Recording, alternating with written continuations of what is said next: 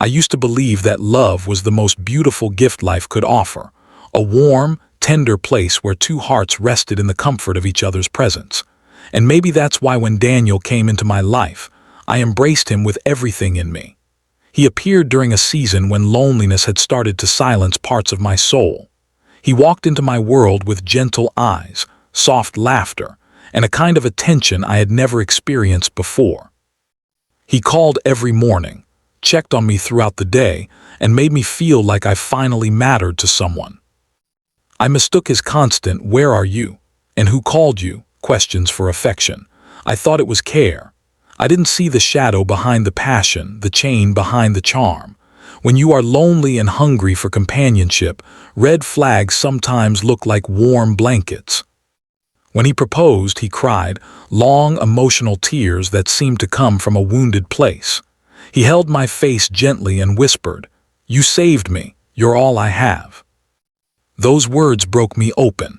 I thought I had been chosen, cherished, adored. I didn't know I had been captured. Our wedding felt like the beginning of forever. Everyone clapped with joy. My heart was full, so full that I ignored the quiet dread that accompanied me down the aisle, the tiny voice whispering, "Something isn't right." I silenced it. I smiled. I said yes. But marriages don't reveal their truth on the wedding day. The truth waits, hidden behind closed doors. Almost immediately, Daniel changed.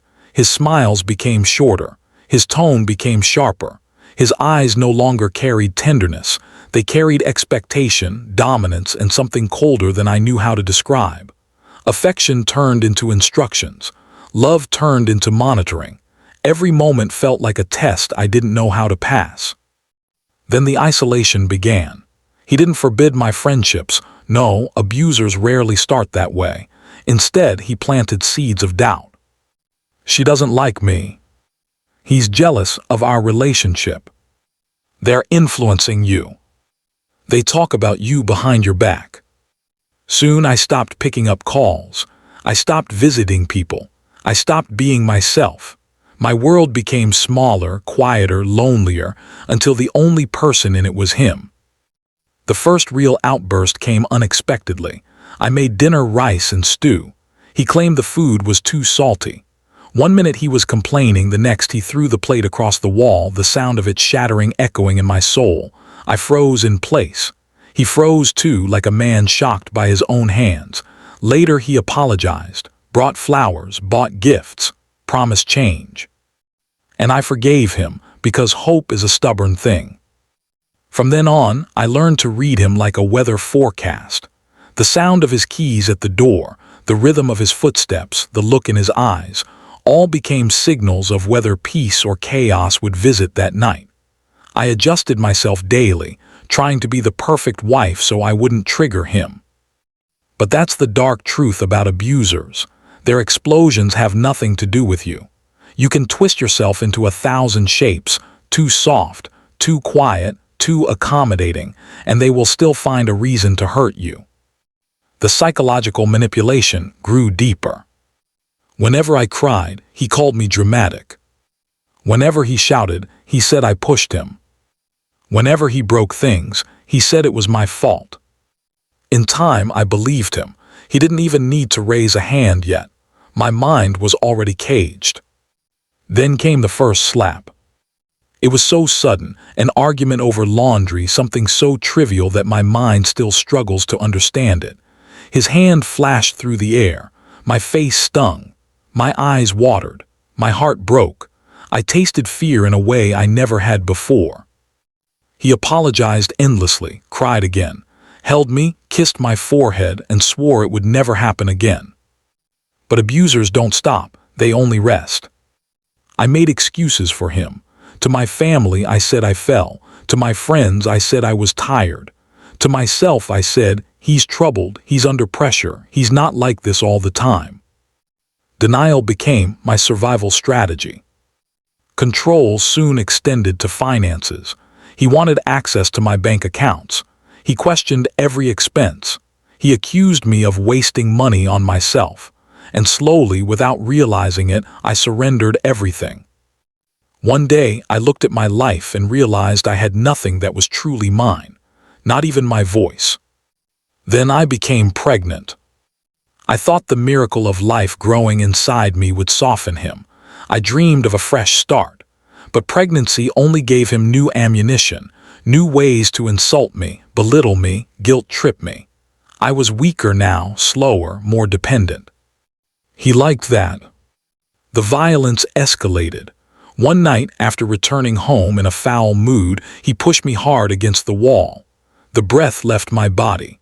I held my stomach instinctively, protecting the tiny miracle inside me. His eyes held no remorse. He simply walked away. And that was the night I realized he could kill me. Months later, the breaking point finally came. It was such a simple misunderstanding, a missing remote. He snapped violently. His hand struck me over and over. I fell to the floor, unable to breathe, vision fading in and out. I felt myself slipping away, my baby and I drifting toward an end none of us deserved. For the first time, I did not fight. I was tired. Tired of living. Tired of loving him more than he loved me. Tired of being hurt in the name of marriage. As I lay there broken, a small voice rose inside me, weak, trembling but determined. If not for yourself, leave for your child. That voice saved me. When he traveled for work days later, I packed a small bag, documents, ultrasound pictures, 2 dresses. I didn't take much. I didn't want anything that tied me to him. I slipped out of the house quietly, like a ghost escaping its own funeral. I went to a women's shelter, shaking, crying, ashamed but alive. For the first time, I told someone the truth. The counselor held my hands, looked into my swollen eyes, and said 3 simple words that shattered me completely. You are safe. I cried until my body was empty. Starting over was the hardest thing I've ever done. Healing wasn't immediate. Nights were long and lonely. My heart raced at shadows, at voices, at footsteps that sounded like his. Trauma became a silent companion, whispering memories I didn't want to remember. But little by little, the pieces of me began to return. I found work. I met women with stories like mine. I joined support groups. I learned to breathe again. Some days I felt strong. Other days I felt like a child learning to walk again. But every day I moved forward. With time, I regained my voice. I started sharing my story, not for pity but for freedom. Silence had protected him, not me, and I vowed never to be silent again. Today I am free. My child is safe. My heart, though scarred, beats with strength. The marriage that almost ended my life became the fire that awakened my identity. I survived. And survival is not weakness, it is victory. My story is not about abuse. It is about rising again. And I hope that anyone who hears it knows this. You are not alone. You are not trapped. You are not without power. And you deserve to live.